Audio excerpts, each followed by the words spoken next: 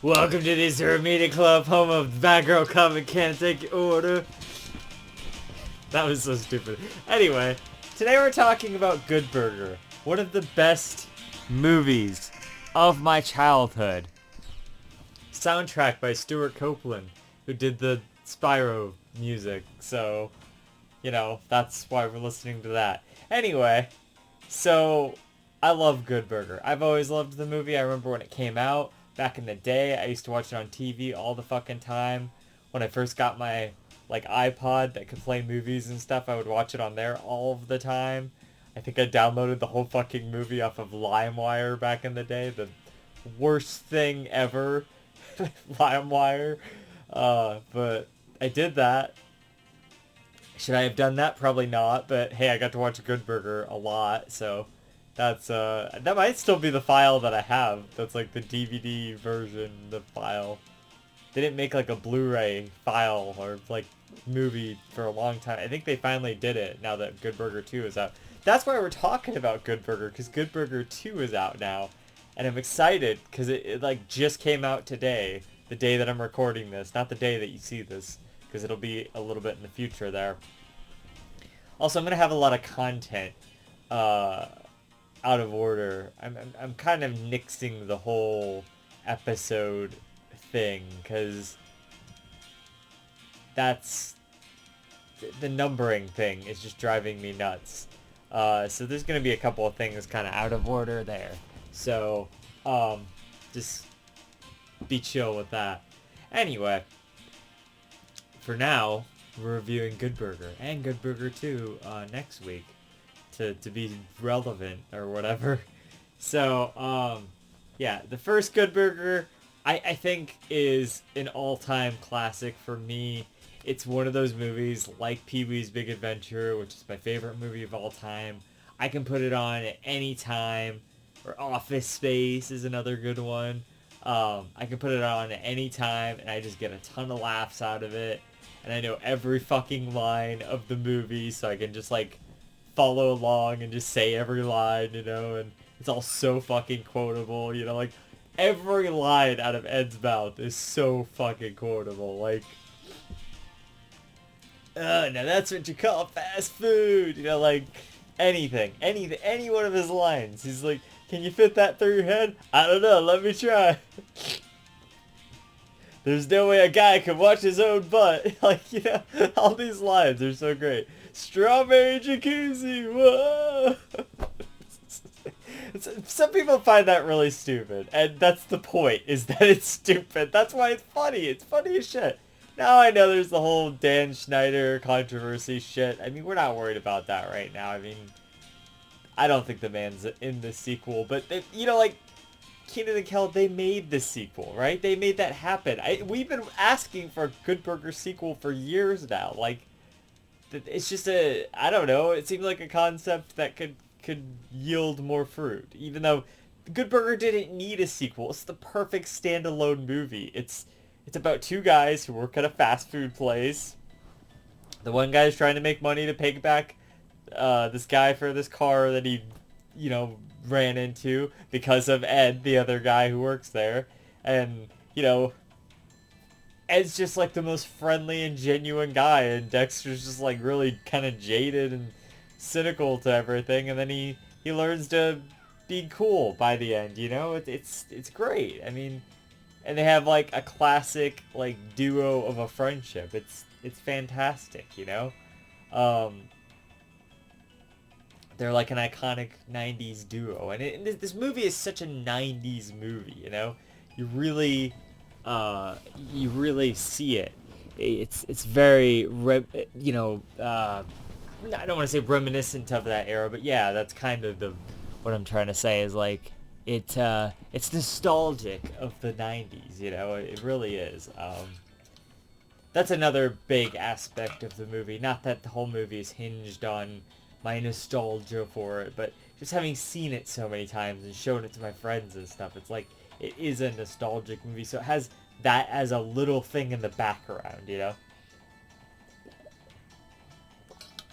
I think it just has such good timing and pacing and whatnot, it's always moving along, and there's always jokes going on, and like the classic, like Dexter's afraid to ask this girl out, and he's like, "What are you, chicken? Moo, moo." It's like, I remember I used to do that to my friends all the time. I'd just be like, "Moo." Because it's great. It's such a quotable movie, That's how comedies used to be. Now, they don't even really make comedies anymore, but they used to be very quotable. Um, it's just so memorable. It's a movie that really sticks with me, I really love it. It's got a certain aesthetic. It's that 90s, like, Nickelodeon feel. The songs are all very 90s, Nickelodeon, and it's just iconic. It's like the classic Nickelodeon movie. It's the one that everyone thinks back on when they think of that as a concept, I think everyone kind of does a good job in it.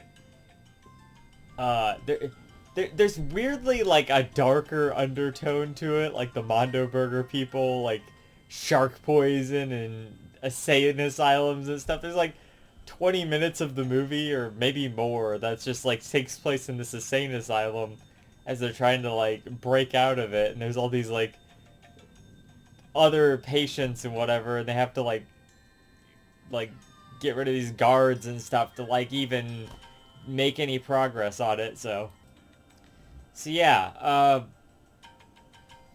it's hilarious. It's actually hilarious, and it's like, not only is it hilarious, it's got a little bit of heart to it too, a little bit there. Like, Dexter's kind of a bad guy at first. This girl, Monique, who's in the movie, who Dexter like has a crush on, at first just kind of thinks he's an asshole, and then she sees how much him and Ed are bonding, and she's like, oh wow, I changed my mind because of Ed, because he's such a genuine nice guy, and if he likes you, then you can't be all that bad. And then she finds out about this contract where he's stealing all of Ed's money because of the sauce thing, because he wants to pay back his debt to this guy faster. So, and then she like turns on him because she just can't see him as a good guy at that point anymore. And I don't really know if that gets resolved ever. It just kind of gets glossed over. Hopefully by the end of the movie there, she sees a better side to him or something. I don't know. We'll see what happens in the next movie. Anyway, but yeah, the whole rest of like the last half of the movie is like, after they break out of the asylum, they have to like gun it to Good Burger. So it's like this action car chase kind of scene where they're like they steal an ice cream truck and they're like throwing ice cream at the Mondo Burger guys and whatever. And so yeah, there's that. There's a lot of hilarious lines between Ed and like Kurt, the Mondo Burger guy, is like, when they're in the car and he's like, how does $10 sound? He's like, I don't know, kind of sounds like and he's like something like, he's like, I thought you said you were Kurt, and he's like, I'm aware, and he's like, I thought you said you were Kurt, like that whole thing is just hilarious. So many quotable lines from this movie.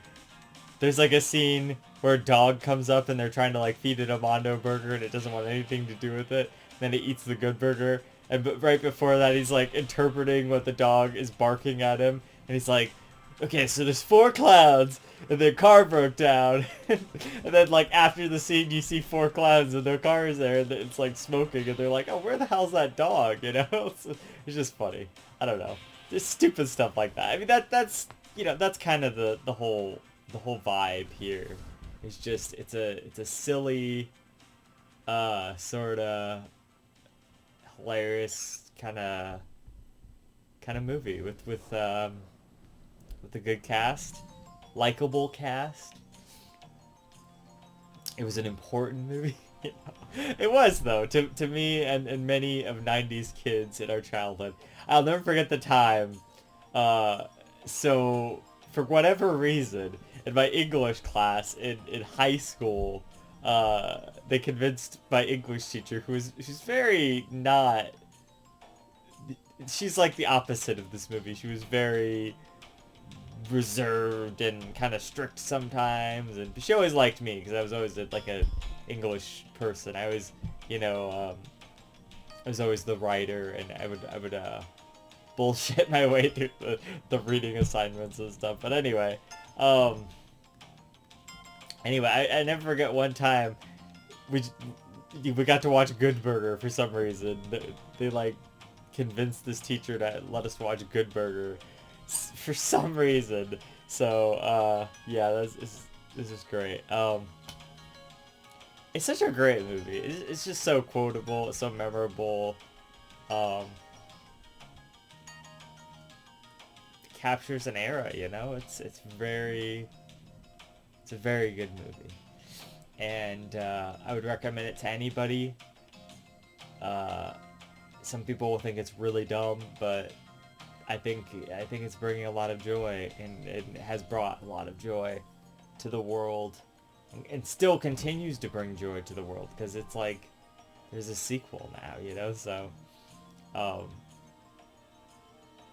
I don't know. I just like that kind of stupid humor sometimes. It's got to be done well. It can't be just like there's such thing as stupid humor that like doesn't work, or it doesn't like make any sense. But here it's just like, I don't know. For some reason it really works well. And I don't want to get into the whole Dan Schneider and all of his stuff, but I mean, he did make other good shows like Drake and Josh and iCarly that had like really good humor as well. And I thought, and the Amanda Show, of course, similar humor, so a lot of those shows are memorable, or scenes from those shows are memorable in their own right. So maybe this kind of put them on the map a little bit more, so, but yeah, I don't know what else really to say. It's a great movie. How much more should I go? Should I just recite the whole movie for you? Because I'll do it. Don't sell me it. Like the little burgers at the beginning there. Yeah. Anyway, it's a fantastic movie. It's hilarious. I definitely will put it, probably within like my top 20 movies. I've probably said that before, but I do mean it. Like, like I said, it's a movie I can always put on. I'm always gonna get some enjoyment out of it. I'm always gonna laugh and have a good time. It's good vibes all around, good vibes of the movie. So,